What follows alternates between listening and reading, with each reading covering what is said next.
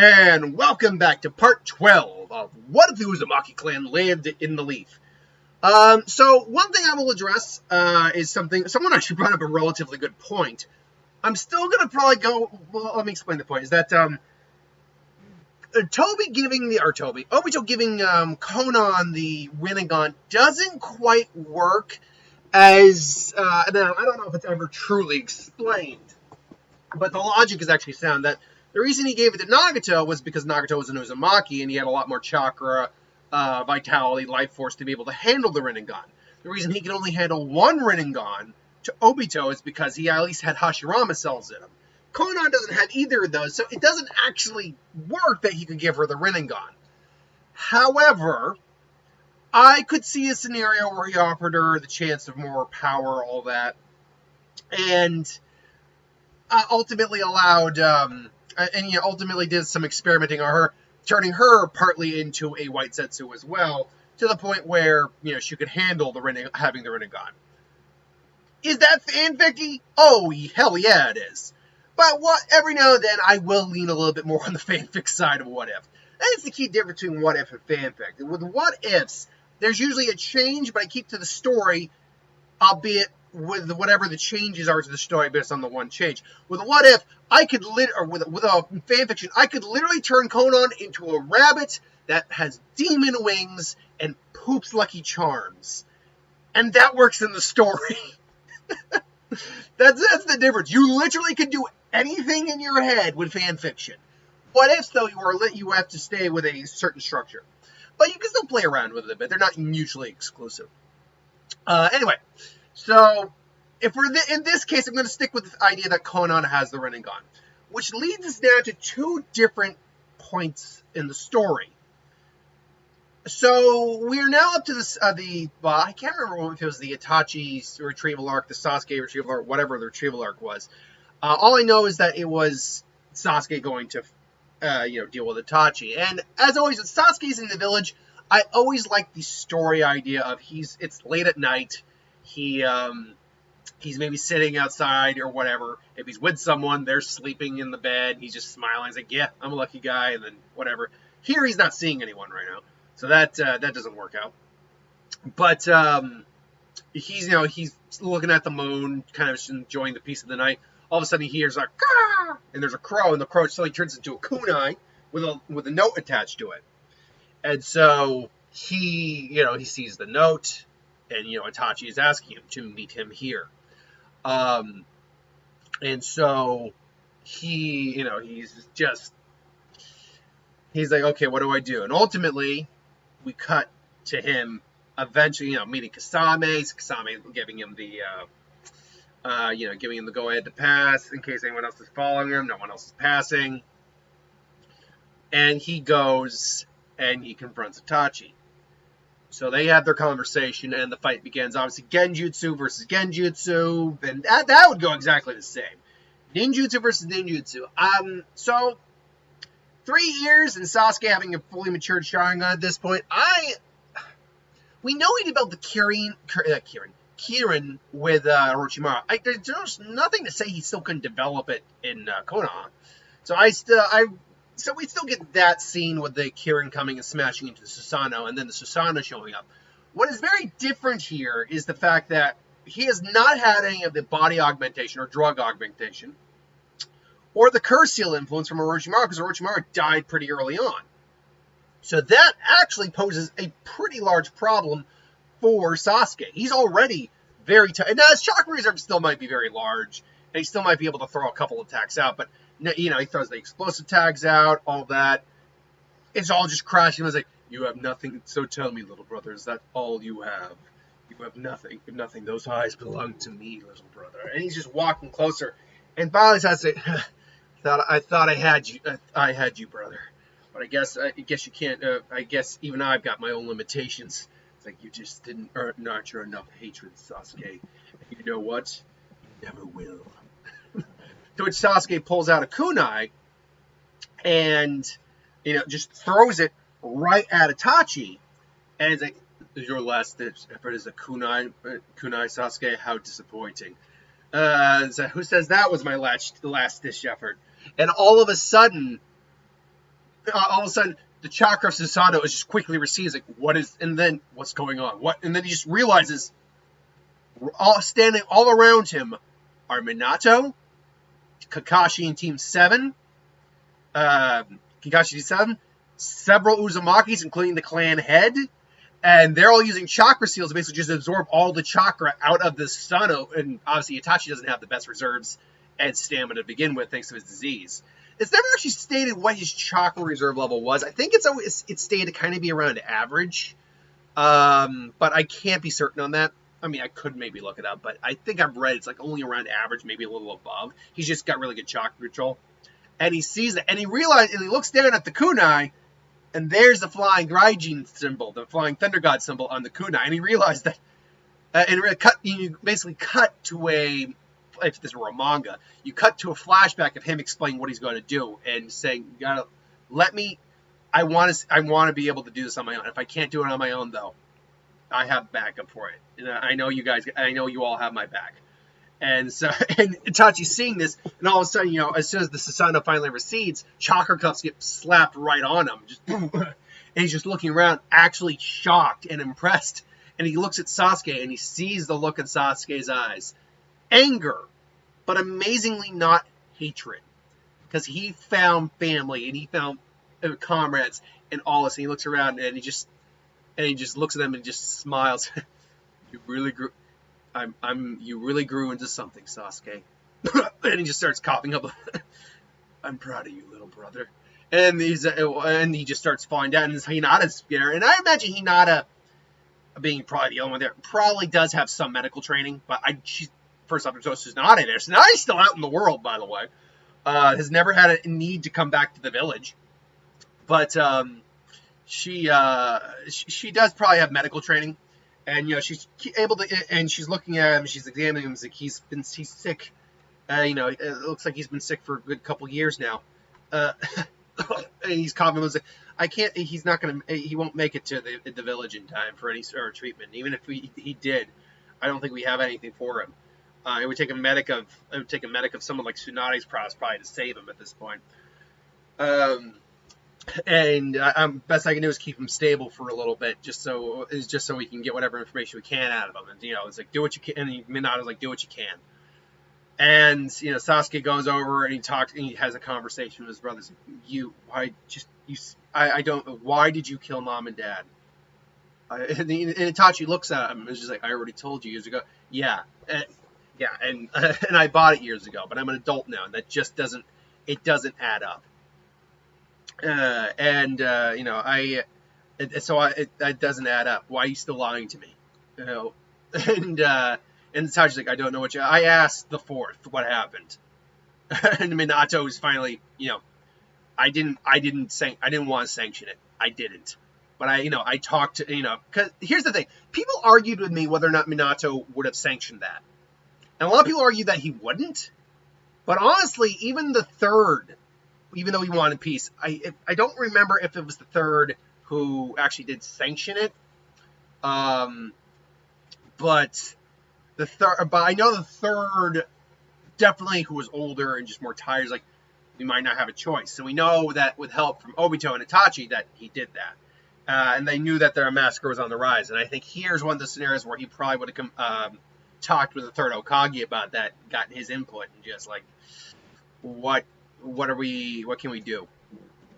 By the way, if you hear some noise besides the fan, it would be Domino trying to get all comfy and she's snuggling down. Just like spending time with her uncle, but that's what she does. So yeah, Minato, this is, as Hokage, you're gonna have to make, as the leader, you're gonna have to make decisions you're not gonna be happy about, but it's for the betterment it's for the safety of your people and your village. And Minato, that's one of the things that he's taken to his grave that he's gonna regret for the rest of his life. And Minato says this, and Itachi looks at him and just, so he did tell you the truth, and he explains why he did it. If you truly believe I wanted to kill my mother, my father, my clansmen, I did not. But I love my village. I love my village, my home. And if they had rebelled, then there would have been death on every front. Civilian, Hyuga, Uzumaki, all the clan, there would have been death on every front. Because the Uchiha apparently were pretty large. I mean, they weren't like, I think, the most prominent, like, in terms of, people. In terms of the clans, I think it was either the Hyuga or the Uchiha, because they were like the two prominent clans. And we know there were actually quite a few Hyuga, so Hyuga. So we know that. And yeah, when you factor in a bunch of Sharingan, like dozens and dozens of that, oh yeah, people would have died. And Sasuke, has to think of that, and he looks Itachi in the eye, honestly, as Itachi's like breathing his last breaths, and he nudges like, he's not going to be stable for much longer. And he coughs a bit more blood, and Sasuke just looks at him and says, "I'm not going to forgive you for killing mom and dad, but I forgive you as a brother who's hated you for so long." And what I mean by that is he killed his mom. He killed their parents. Like, you can't come back from that necessarily. But in the Naruto world, there's always leeways. And here's like, you did that to protect. You did everything you could. They were going to do terrible things that even I wouldn't have forgiven. So while I can't 100% forgive you for that, you're still my brother, and you did what you did out of love. Even if it came out, or even if you had to kill what you loved to save what you loved. And while I'm never going to fully forgive you, I can forgive you. I can let what anger I have go. And that's the thing. You can still not agree with someone, not forgive someone, but not actually be angry with them.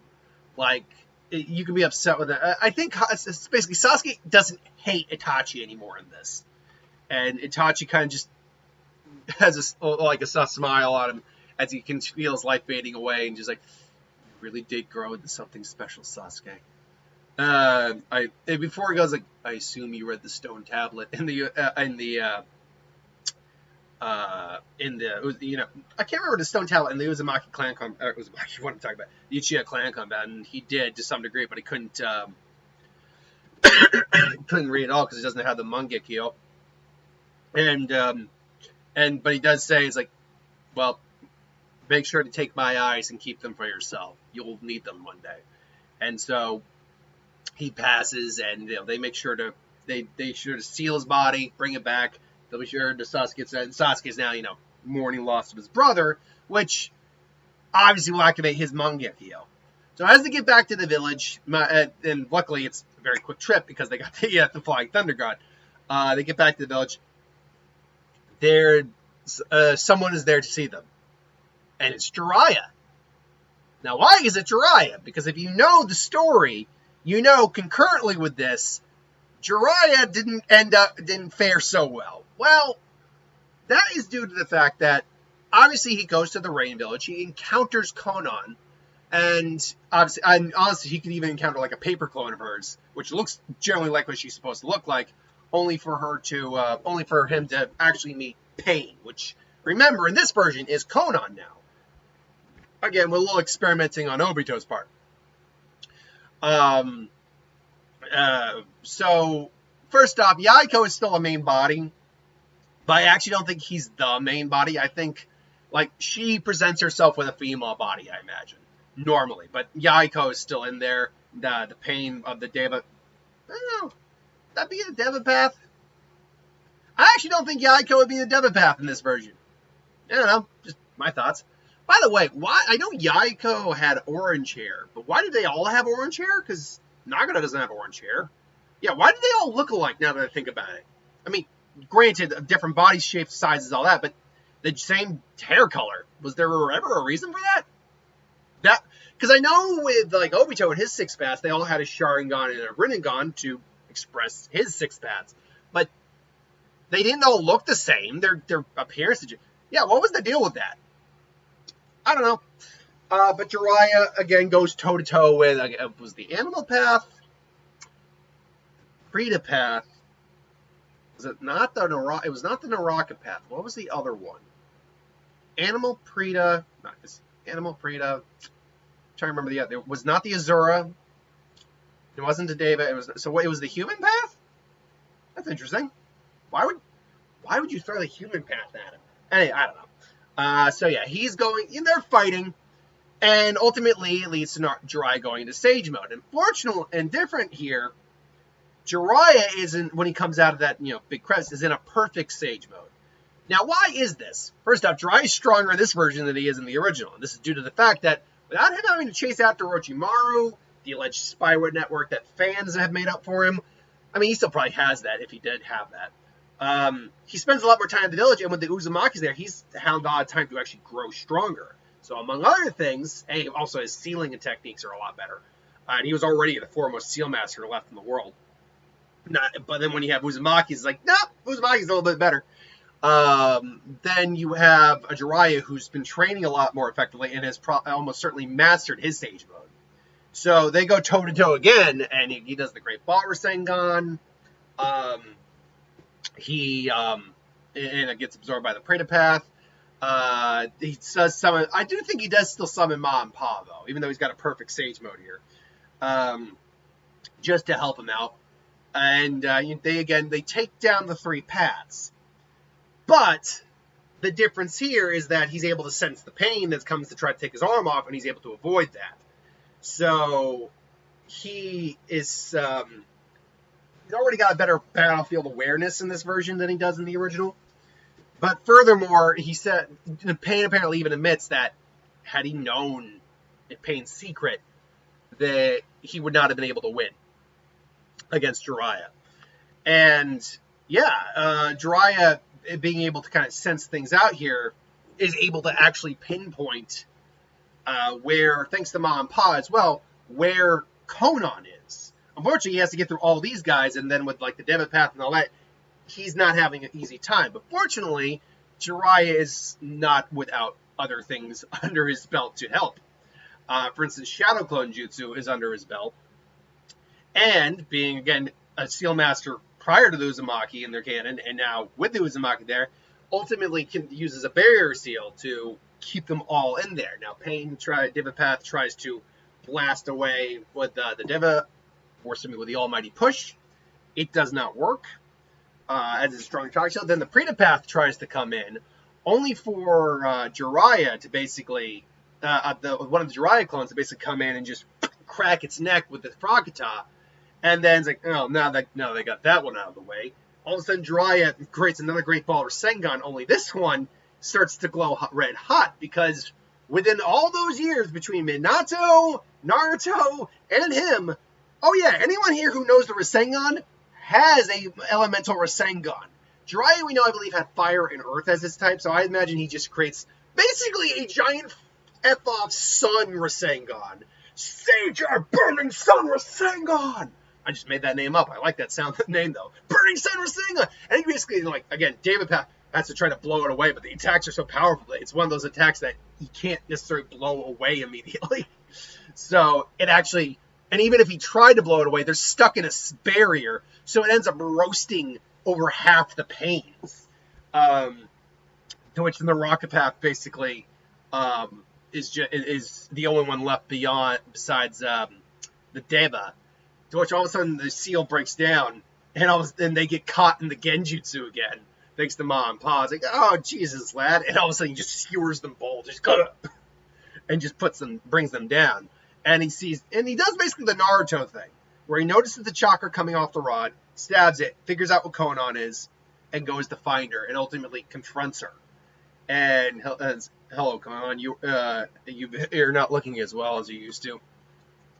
Jiraiya. Now, by the way, would Jiraiya have found Konan and Yaiko? Yeah, there's no reason he wouldn't have. He found them in the original, and that was during the Third Shinobi War. So why wouldn't he have seen... Because Minato was alive around then too. So yeah, why wouldn't that have happened? I don't see why that wouldn't have happened. So they have their conversation, and she talks about peace in the world, and creating the weapon, and that how Jiraiya asks what happened to her. Your chakra is weird. It's like, I met someone who could help me gain power and create peace in this world, Sensei. And who? And it's like, it doesn't matter. And they have their conversation. And it's similar to what Naruto's conversation is. Though Jiraiya just, Jiraiya says, like, peace isn't something that's going to be achieved through violence. Peace through violence is just an illusion. And peace was always an illusion. No, peace is real. And we've had peace before, and we can have it again. But it's something you got to fight for. And you're going to fail a lot. And I'm going to quote Rocky here, but life isn't about how hard you can get hit. It's about how hard you can get hit and keep moving forward. About how many hits about how much pain you can take and keep moving forward to that goal. And somewhere down the line, you lost that. And she doesn't actually have an answer for that. And she just and she just smiles and kind of like, you really are something, Sensei. As she kind of but she, disappears in the paper as, she has nothing really left to give in this fight. And she's just, frankly, defeated. And to be fair, I think this fight is what would push her over the edge to just dying, because this is not natural for her. Like, Nagato was an Uzumaki, so he could handle the Rinnegan. She's not, and she's been experimented on. So while she was able to do it for a while, I think she's ultimately dying. So she ends up disappearing, and Jiraiya goes and tells them about what happened. And that's why Jiraiya is still in the village and still alive, because he's explaining what happened and how, it was an old student of his, and how an old student of his who had the Rinnegan, and she had the Rinnegan, and as far as I know, she's dead now. To which, what are we gonna do? For now, we do nothing. We just sit fast and hold tight. To which Obito finally shows up, like, "Oh, Konan, I'm so disappointed in you. Though I can't be surprised. You were never supposed to hold on to this for too long." And he takes the eyes back from her corpse. And like this, and basically he brings the last Akatsuki member in on this, Kisame. And someone brought this up as well, about Kisame and, his chakra reserves and all that, and how tough of a bastard he really was.